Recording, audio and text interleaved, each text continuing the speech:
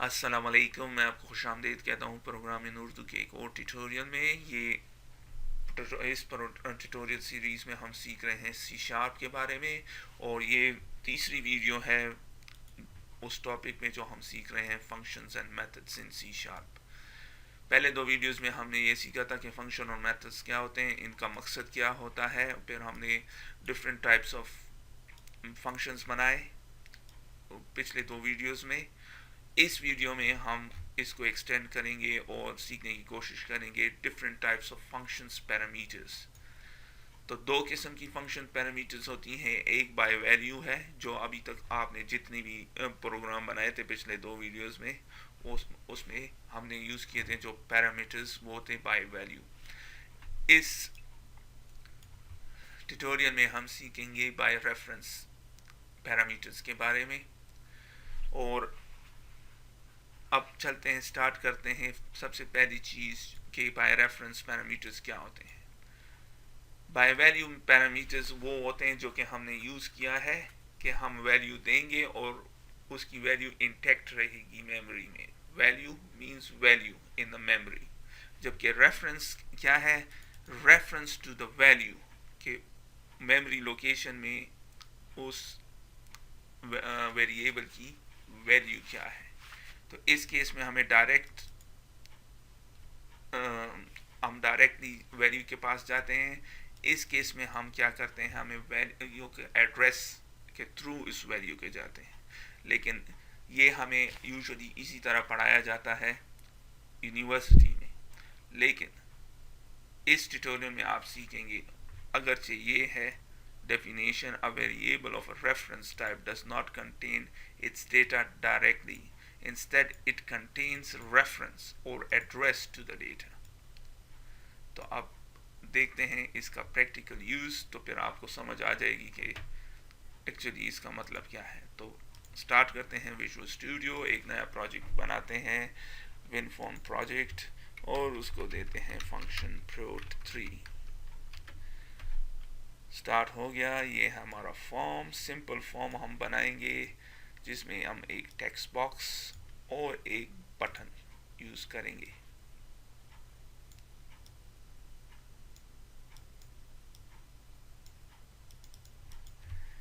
Show message, that's it. ये हमारा programme है। एक चीज़ जो मैं आपको क्लेरिफाई करना चाहता हूँ, पिछले वीडियो से में हमने कुछ चीज़ें की थी और वो एक्सप्लेन होने से रह गई थी। एक चीज़ ये है कि यहाँ पे हमने प्लस लगाया है और बाकी कहीं पे प्लस नहीं है। यहाँ पे इसको ऐड करने की ज़रूरत नहीं है, क्योंकि अगर हम जाएं इस फंक्शन में तो ये ऑलरेडी ऐड हो रहा है, तो फिर आपको रिजल्ट ज़रा डिफरेंट देगा। लेकिन प्रोग्राम का मकसद ये था नहीं समझाने का कि प्रोग्राम किस तरह, असल में हम डिफरेंट टाइप्स ऑफ फंक्शन सीख रहे थे, इसलिए मैंने इस पर जोर नहीं दिया। एक चीज़ और थी, वो थी यहाँ पे कुछ ये जो थे वो स्टैटिक थे। कोई ज़रूरत नहीं है उन स्टैटिक की, ये रन होगा विदाउट स्टैटिक भी। अगर तो आप यहाँ पे है और कोई वेरिएबल, तो फिर आपको स्टैटिक देना पड़ेगा, फिर काम नहीं करेगा, क्योंकि क्लास क्या है? स्टैटिक। तो एवरी सिंगल वेरिएबल स्टैटिक होना चाहिए, सॉरी मेथड स्टैटिक होगा, अदरवाइज काम नहीं करेगा। इस केस में कोई ज़रूरत नहीं, क्योंकि क्लास स्टैटिक नहीं है।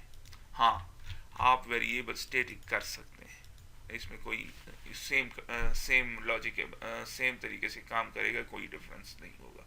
लेकिन अगर तो क्लास स्टैटिक नहीं है तो कोई ज़रूरत नहीं है। फिर हम स्टैटिक मेथड्स के बारे में बाद में पढ़ेंगे ऑब्जेक्ट ओरिएंटेड प्रोग्रामिंग में। For the time being static की कोई ज़रूरत नहीं है। तो ये तो तब पिछला वीडियो। अब आते हैं अपने इस वीडियो में बाय रेफरेंस पैरामीटर्स के लिए। अगर तो आप पिछले वीडियोस में जाएं तो हमने कुछ मेथड्स क्रिएट की थी। आप देख रहे हैं कि हमने वैल्यू सप्लाई की और इसने हमें एक रिटर्न वैल्यू दिया, सही। लेकिन अगर अब हमें दो रिटर्न वैल्यूज चाहिए, तो फिर कैसे करेंगे?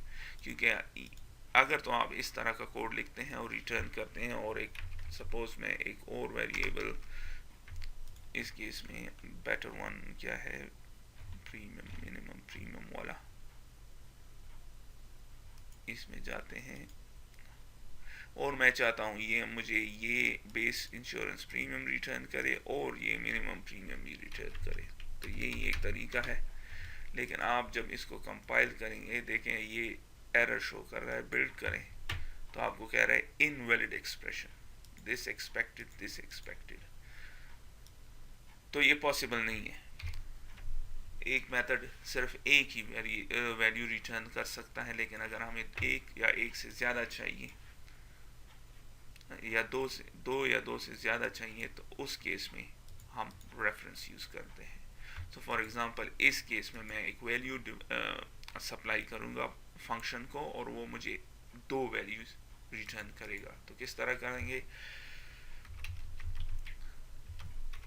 ए क्या है, ए हमको मिल रहा है हमारे टेक्स्ट बॉक्स से, टेक्स्ट बॉक्स 1.text से, सही।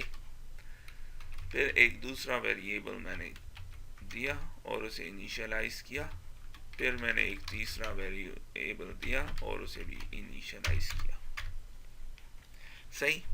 फिर मैं एक फंक्शन को कॉल करता हूँ गेट रिजल्ट और उसमें ए सप्लाई करता हूँ, बी सप्लाई करता हूँ और सी सप्लाई करता हूँ। इस फंक्शन का मकसद ये है कि जब मैं ए सप्लाई करूं तो मुझे रिटर्न करो बी और सी। तो उस मकसद के लिए हम इसको देंगे रेफरेंस। तो ये रिटर्न टाइप होगा क्योंकि इसका मकसद है, क्योंकि हमने डिस्कस किया कि बाय वैल्यू पैरामीटर कौन से होते हैं, वैल्यू। तो इस केस में बाय वैल्यू जो है ए है और रेफरेंस कौन से है, बी और सी, कि इनकी इस जो के एड्रेस है इनका उसमें क्या वैल्यू है वो हमें रिटर्न करो। तो फिर हम लिखेंगे इफ बी, जैसे कि हमें वैल्यूज आई तो हम कंडीशन अप्लाएंगे लेस देन 5 और एंड सी, ये लॉजिकल ऑपरेटर है, एंड सी इक्वल टू ए। फिर क्या करो, मैसेज बॉक्स शो करो और उसमें क्या शो करो, प्लीज ट्राई अगेन, कि आप फेल हो गए हैं और ट्राई करें अगेन। एल्स अगर तो 5 से ज़्यादा है तो फिर क्या मैसेज शो करो, you are the winner, you are the winner.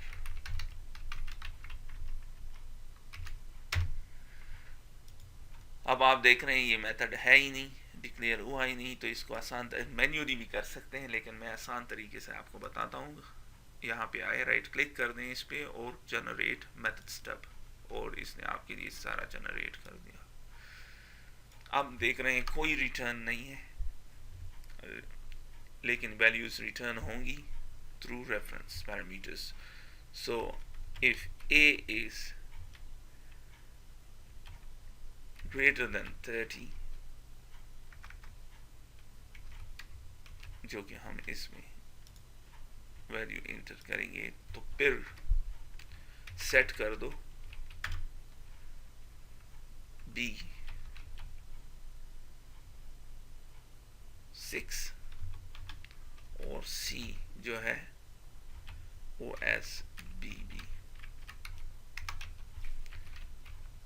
और अगर लेस देन है 30 के तो फिर इसको सेट कर दो 4 और सी को सेट कर दो ए।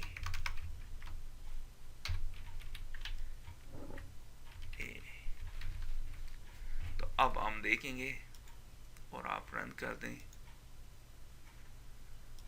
लेस देन 30 कर दें तो प्लीज ट्राई अगेन, क्योंकि अब लेस देन 5 और ए सेट हुआ है, और अगर हम इसको 30 कर दें